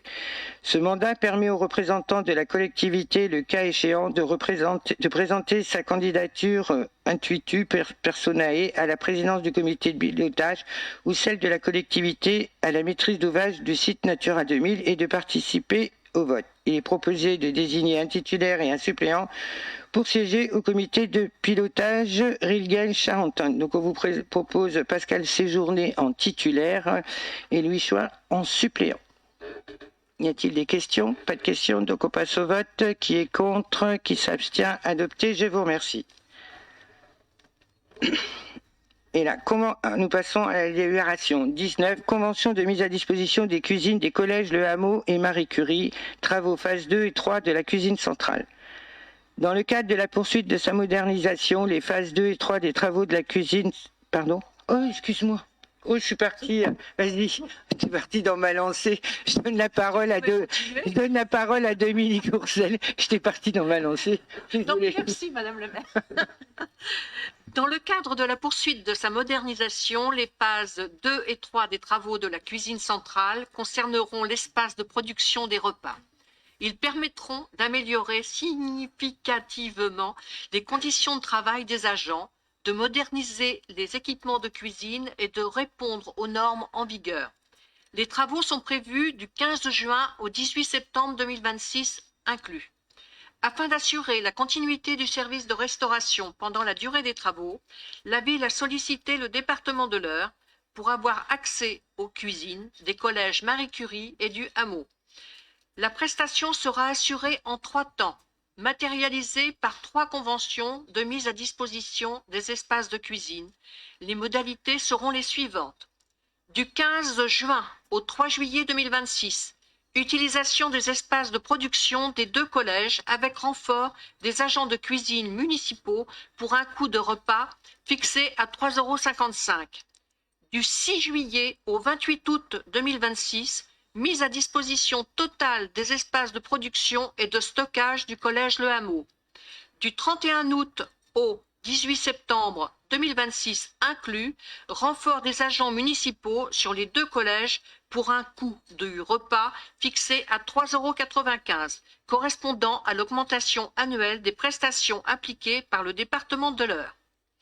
Il est ainsi demandé aux membres du conseil municipal de valider les conventions de mise à disposition des espaces de cuisine des collèges Le Hameau et Marie Curie s'y annexés. Simon? Merci Madame le maire.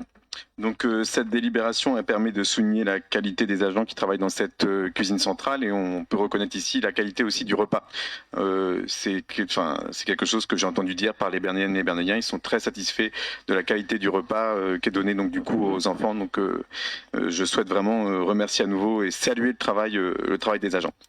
Bon, vous savez qu'il y a une loi qui régit aussi, c'est la loi Egalim, qui régit aussi ces repas et qui comporte 5 grandes mesures visant à tendre vers une alimentation de qualité et durable. Et je souligne aussi le fait que ces repas sont importants puisque pour des écoliers, pour certains, c'est le seul et unique véritable bon repas qu'ils ont dans la journée. Donc les 5 grandes mesures qui concernent la loi Egalim, c'est des approvisionnements plus durables et de qualité, des actions visant à réduire le gaspillage alimentaire, une diversification des sources de protéines et la fin de l'utilisation de contenants et ustensiles plastiques. Donc peut-être profiter de cette délibération pour vous demander où on en est, puisque j'ai consulté le site Ma Cantine qui indique que donc pour les écoles qui se trouvent sur notre commune, on est concernant les produits biologiques à 15%, concernant les produits labellisés durables et de qualité à 25%, et il me semble que depuis 2022, depuis le 1er janvier 2022, les restaurants collectifs publics doivent atteindre au moins 50% de produits durables et de qualité, dont au moins 20% issus de l'agriculture biologique. Autrement dit, je pense qu'on est d'accord pour dire qu'on a encore une marge de progression. On espère qu'on va atteindre cette marge de progression. On souhaite, pareil, s'il y avait une commission, participer à cette commission. Vous savez que dans notre projet municipal, nous, on aimerait voir des choses qui s'appliquent comme dans la commune d'Alizé, avec des produits, avec des repas 100% bio et locaux. Donc voilà. Et autre chose, alors siégeant à l'Intercom, donc on a le dispositif cantine d'excellence, donc c'est une bonne chose. On parle de la baisse des effectifs, c'est un constat, on a des effectifs qui baissent, donc ne serait-il pas souhaitable de profiter de cette baisse d'effectifs qui est constatée afin d'améliorer justement encore une fois la qualité des repas pour nos jeunes écolières et écoliers. Merci à vous. Alors pour les produits, tu allais répondre? Parce que pour les produits bio, on est à plus de 15%. Oui, Simon, effectivement, tu as raison de le signaler. Il y a un dispositif cuisine d'excellence sur lequel en fait on s'était positionné. Malheureusement, ils avaient retenu de mémoire 3 ou 4. Oui, on y est dessus. Mais ils avaient sélectionné en fait que 3 ou 4 établissements sur le territoire. Donc en fait, on fait partie de la deuxième vague. C'est aussi une des raisons pour lesquelles on met à niveau et aux normes notre cuisine centrale pour pouvoir justement atteindre cette labellisation-là de cuisine d'excellence. Et donc du coup on travaille, et tu connais bien avec Mika Endo et tout le dispositif qui gravite autour de la cuisine d'excellence. Mais oui, on est convaincu que bien apprendre, c'est aussi bien manger, très clairement. Et juste pour faire une petite parenthèse, c'est aussi une raison pour laquelle en fait on garde aussi un prix très attractif, notamment pour les familles populaires ou voilà, qui n'ont pas nécessairement les moyens, puisqu'on l'avait déjà débattu en conseil municipal. Vous évoquiez un repas à 1 euro. Nous, pour les familles qui sont sur le plus fort coefficient familial, on est à 0,88 centimes. Voilà. Oui. Le plus bas, pardon, le plus bas. Voilà. Et puis aussi les gros travaux qui sont faits à la cuisine centrale, ça nous permettra de renouveler aussi notre agrément, puisque nous arrivions au bout de notre agrément. Donc il y a eu un diagnostic qui a été fait des cuisines, et donc d'énormes travaux sont à prévoir. Donc c'est pour ça qu'on aura les conventions comme l'a présenté Dominique Orcel, avec le hameau, avec le Marie Curie, et puis nos agents, ils pourront utiliser eux-mêmes les cuisines du hameau, qui seront pratiquement les mêmes, ils vont retrouver les mêmes matériels qu'il y a à la cuisine du hameau, ils les retrouveront dans leur cuisine centrale. Est-ce qu'il y a d'autres questions? D'autres questions, on passe au vote. Qui est contre? Qui s'abstient? Adopté. Je vous remercie.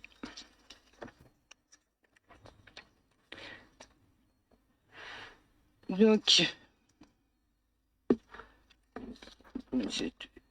il y a le compte-rendu des décisions prises du 1er avril au 15 mai. Est-ce que vous avez des questions sur ce sujet? Oui, Pascal. Alors, plutôt une question d'actualité. Donc, dans la décision 75 sont évoquées les fontaines Sainte-Croix et la fontaine Verdun. Donc, j'ai vu que celle de Sainte-Croix fonctionnait. Celle de Verdun, vous allez pouvoir peut-être m'éclairer. Est-ce qu'elle est mise en route? Oui, ça y est. Elle fonctionne, oui, elle fonctionne. C'était pas ma question. Moi, je vous disais que j'avais constaté celle de Sainte-Croix, mais je n'avais pas encore vu celle de la place Verdun. Et donc, voilà. Mais la question d'actualité est la suivante. Est-ce qu'on a mis en place peut-être depuis quelques jours un plan canicule, comment dirais-je, local, dans la mesure où on sait que ces fontaines aussi ce sont des lieux de rafraîchissement, hein. J'ai encore pu le constater place Sainte-Croix là, il y a quelques heures. Est-ce qu'on a quelque chose qui est mis en place? Je pense que le CCAS doit faire à la liste, comment dire, des personnes fragiles, particulièrement âgées, etc. Est-ce que voilà, est-ce qu'on est adapté à la situation aujourd'hui? Oui, Pascal, aussitôt, dès lors qu'on a eu connaissance des infos météorologiques qu'il allait y avoir toute cette semaine, les agents du CCAS ont déclenché le plan canicule. Il n'y a plus d'autres questions? Merci.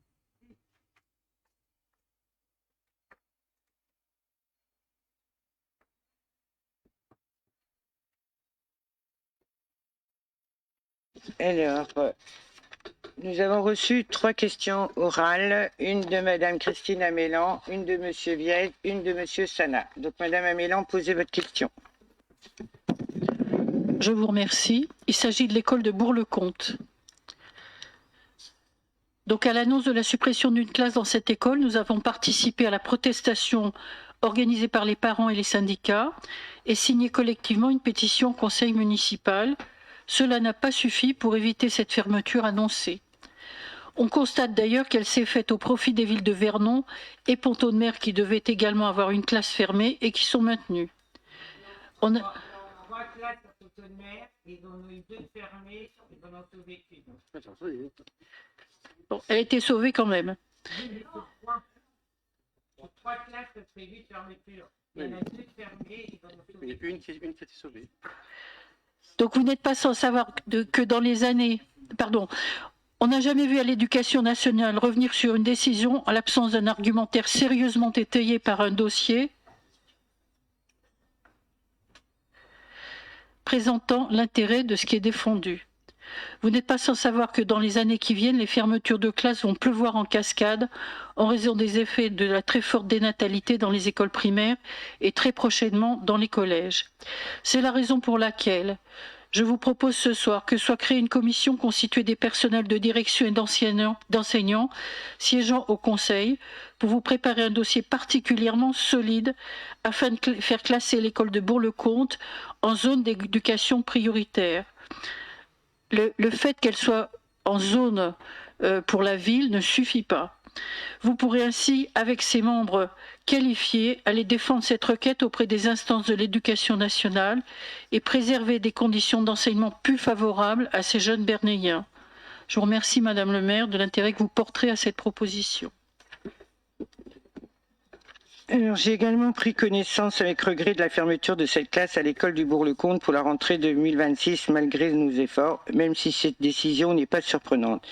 Cette classe, déjà fragilisée l'année dernière, avait été maintenue après une forte mobilisation locale et municipale. Cependant, au regard des chiffres de la démographie scolaire générale, dont je ne partage pas la logique faite par l'Éducation nationale, mais qui demeure le principal critère retenu pour les fermetures de classes, il devenait donc difficile de maintenir cette classe ouverte. Pour confirmer ces propos, sachez qu'actuellement, il n'y a que 50 nouveaux inscrits en petite section sur l'ensemble des 4 groupes scolaires, soit une classe par groupe scolaire. Nous en parlons chaque année avec Pascal Ditch, mais les baisses d'effectifs scolaires que nous subissons depuis une dizaine d'années atteignent le paroxysme aujourd'hui. Les derniers chiffres dont nous disposons laissent toutefois envisager une certaine stabilité pour les prochaines années. Je reste néanmoins attentive à l'évolution de cette situation. Une fois cela exposé, vous sollicitez la création d'une commission afin de faire classer l'école de Bourg-le-Comte en zone d'éducation prioritaire. L'idée peut être intéressante. Elle mérite cependant une analyse partagée plus large avec l'ensemble des intervenants éducatifs du territoire au quartier du Bourg-le-Comte. Le classement en éducation prioritaire n'est pas lié à une équipe éducative ou à un établissement isolé. Vous devriez le savoir puisque vous étiez dans l'enseignement, mais bien à un réseau territorial comprenant d'abord un collège, puis les écoles de son secteur. La démarche repose donc sur une analyse globale et partagée du territoire, intégrant des données sociales, scolaires et institutionnelles. Les données objectives disponibles sur le collège permettant d'apporter un premier éclairage. L'indice de position sociale IPS du collège se situe autour de 103, ce qui correspond à un niveau proche de la moyenne nationale. Cet indicateur est important car il est aujourd'hui largement utilisé par l'éducation nationale pour apprécier le profil social des établissements et orienter entre autres la carte de l'éducation prioritaire. De manière générale, les établissements classés en REP ou en REP+, présentent des IPS significativement plus faibles, entre 80 et 90, traduisant une concentration plus forte de difficultés scolaires et sociales. Dans ce contexte, les éléments actuels du Collège Marie Curie rendent en l'état une demande de classement en REP ou en REP+, relativement peu probable sur la base des seuls critères nationaux. Pour autant, cela ne signifie pas que le territoire est exempt de fragilité. L'existence d'un programme de réussite éducative au niveau de l'Intercom de Bernier Terre de Normandie sur le secteur témoigne déjà de la reconnaissance de certaines difficultés sociales et éducatives à l'échelle locale, même si celles-ci ne se traduisent pas nécessairement de manière homogène sur l'ensemble du public du collège. Par ailleurs, les enjeux liés au maintien des moyens dans l'école primaire du Bourg-le-Comte, notamment la question de la fermeture de classe, constituent un point d'attention majeur. Ce type de décision peut avoir des effets directs sur l'attractivité du territoire, les conditions d'apprentissage et la continuité entre le premier et le second degré. Au regard des éléments disponibles à ce stade, une reconnaissance en éducation prioritaire semble difficile à obtenir strictement sur la base des critères nationaux. Néanmoins, la situation du territoire justifie pleinement un travail partenarial approfondi afin de défendre au mieux les besoins de Bourg-le-Comte et du Collège Marie Curie dans une logique de continuité éducative.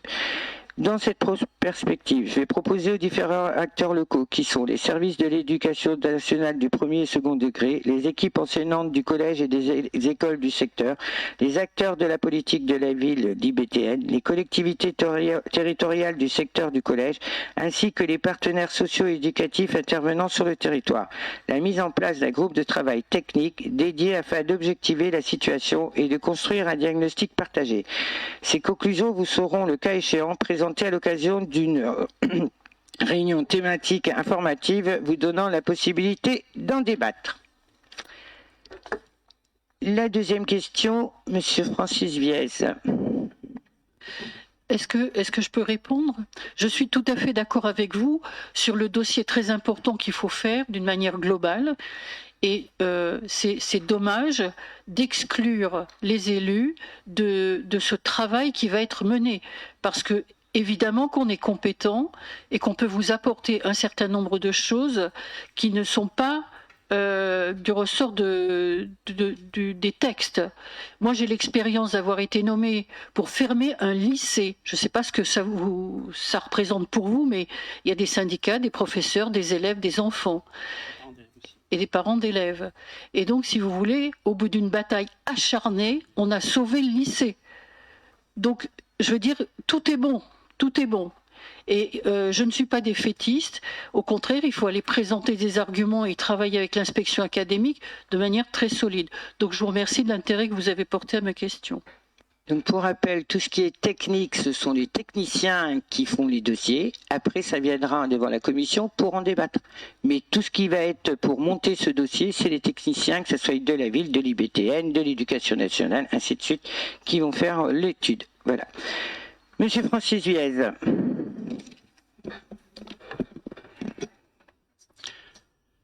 Question orale concernant sur le droit d'expression au sein du conseil municipal.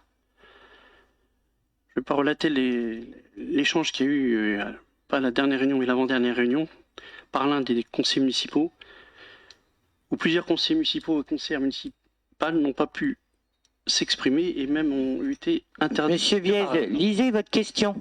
Bien. Je me permets de rappeler quelques éléments concernant le droit d'expression lors des séances du conseil municipal. L'élu du conseil municipal, les élus du conseil municipal peuvent s'exprimer sur des questions relevant de l'ordre du jour. Il n'y a pas de limitation à une intervention par groupe. Limiter le temps de parole à 6 minutes pour un sujet et méconnaître le droit.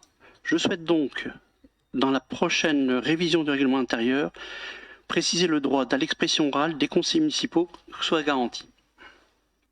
Alors, monsieur Viez, je vais quand même vous répondre. Je ne pense pas avoir interdit qui que ce soit de parler ou de poser des questions pendant le conseil municipal dès lors que ça a rapport avec les délibérations qu'on présente.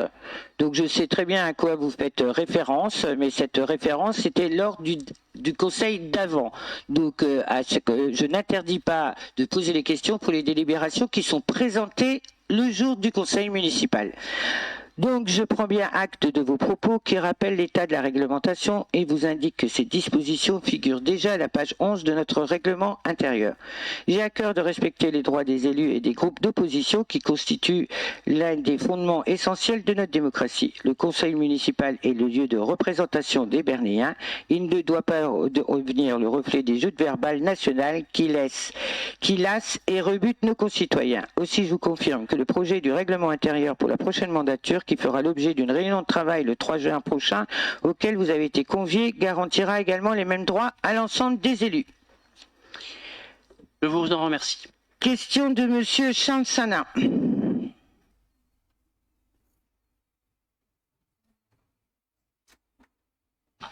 Alors, un sujet beaucoup plus terre à terre, Madame le maire. Un problème d'ordre matériel et logistique pour tous les habitants et nos concitoyens de la Couture, où on est confronté à un certain nombre... Monsieur Sana, lisez votre question. Il faut que vous lisiez le texte que vous m'avez envoyé. Oui, bon, bah, en gros, c'est des histoires de camions qui rentrent dans les murs. Non, mais on va faire court. Monsieur Sana, respectez, c'est dans le règlement intérieur, vous lisez votre question et je vais vous répondre. Depuis plusieurs mois, le quartier est victime de destruction suite au passage de camions, notamment des murs d'enceinte du cimetière rue du Repos, presbytère au croisement rue Gombert, etc. etc. Une maison en partie détruite, toujours rue Gombert. Donc, il y a des camions qui passent.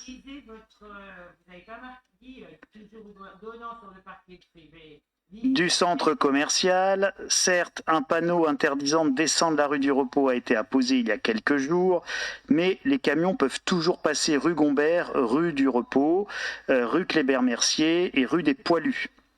Plusieurs habitants ont sollicité les services de la mairie, mais pour le moment, les solutions apportées ne sont pas efficaces. Merci. Alors, j'accueille votre question qui permet une nouvelle fois de faire la lumière sur une situation connue depuis de nombreuses années et dont la résolution ne pourra intervenir qu'avec le civisme des chauffeurs de poids lourds et le respect de la réglementation en vigueur. La problématique résulte des poids lourds qui prennent la rue des Poilus ou du Repos pour contourner le centre de Bernay en venant de Beauménil et repartir vers Bérogly ou inversement. Depuis 2 ans, plusieurs panneaux d'interdiction poids lourds ont été installés. On tourne à droite de la route de Broglie vers l'avenue de l'Europe, puis avenue de l'Europe au niveau du carrefour avec la rue des Canadiens et de la descente de l'Europe. Récemment, un panneau complémentaire a été apposé sur le mur du cimetière interdisant de tourner à droite et prochainement, de nouveaux panneaux seront mis en place pour interdire le tourne à droite dans la rue du Repos depuis la rue Bernard-Gombert. Aujourd'hui, si la réglementation était pleinement respectée par les chauffeurs, aucun poids lourd ne devrait circuler sur les rues des Poilus, du Repos et avenue de l'Europe. Toutefois, nombre d'entre eux utilisent les GPS configurés en mode voiture qui ne prennent pas en compte ces restrictions de circulation. La situation est différente concernant la rue Bernard-Gombert pour laquelle une interdiction n'est pas envisageable. En effet, cette voie constitue le seul accès de la pisciculture dont l'entrée des poids lourds n'est matériellement possible que dans le sens Bernay-Saint-Quentin-des-Îles. La police municipale et la gendarmerie passent dans le secteur et verbalisent tous les poids lourds qui ne respectent pas la réglementation locale. Cependant, vous conviendrez qu'il n'est matériellement pas possible de laisser des agents en position 24/24 et 7/7 pour contrôler l'ensemble de la circulation. Nous avons pleinement conscience que la situation n'est pas acceptable, mais maintenant, nous mettons tout en œuvre pour y remédier en prenant en compte les obligations locales. Il y a un arrêté qui a été fait que les camions poids lourds peuvent descendre la côte de Broglie, tourner sur le pont SNCF pour aller vers soit Intermarché ou soit vers Beauménil, et dans l'autre sens. Ils ne peuvent même pas traverser le boulevard. Mais vous avez encore des chauffeurs qui traversent le boulevard. Donc nous y veillons. Oui, Madame le maire, on en est bien conscient et puis on va évidemment pas surveiller chaque camion, etc. Donc je vais faire hurler mes voisins de gauche qui en plus ont le malheur d'être à ma droite, ce qui est un comble pour eux, les pauvres. Mais la vidéosurveillance pourrait-elle être utilisée, par exemple, voilà, pour dissuader et puis pour verbaliser systématiquement, puisqu'effectivement il ne peut pas y avoir présence H24, mais est-ce que ça pourrait être un outil possible? Alors, Monsieur Sana, ce n'est pas de la vidéosurveillance, je le rappelle, c'est de la vidéoprotection Ça, qui c'est ne du nous pinaillage. permet pas de verbaliser en la regardant. Seules les autorités compétentes sont amenées à regarder les caméras. Donc, c'est soit j'interdis dans la rue Bernard-Gobert tout stationnement, plus personne stationne dans la rue Bernard-Gobert jusqu'à la route de Saint-Quentin-des-Îles. Mais ça, je vous laisse le choix de prendre cette délibération et de la proposer à tous les habitants de la rue C'est Bernard-Gobert. pas le sujet, hein. C'était pas du tout ma question d'interdire du stationnement. Ma question, c'était d'utiliser éventuellement les caméras pour pouvoir faire de la vidéo verbalisation, c'est tout. Je viens de vous dire que les caméras, ce n'est pas de la vidéo surveillance, c'est de la vidéoprotection et qu'on ne peut pas utiliser les caméras pour verbaliser. Seules les autorités compétentes, c'est-à-dire la gendarmerie sur réquisition, peut visionner les caméras. Voilà. Oui, mais Très bien. ça se fait dans plein d'autres villes, hein, la ville. Ben, il faut passer sur la vidéosurveillance. Demandez à Pascal et à Simon et à Alban s'ils sont d'accord que la vidéo passe sous surveillance, c'est-à-dire que la majorité, hein. c'est-à-dire que tous ceux qui seront à la fenêtre de chez eux soient dans nos caméras. Donc je vous invite d'être en situation régulière pour passer dans la ville si nous sommes sous vidéo surveillance. Sur ce, le conseil est terminé. Je vous souhaite à toutes et à toutes une bonne soirée, un bon appétit et je remercie les services pour la préparation de son conseil et je renouvelle la satisfaction et le travail de notre DGS. Merci et bonne soirée.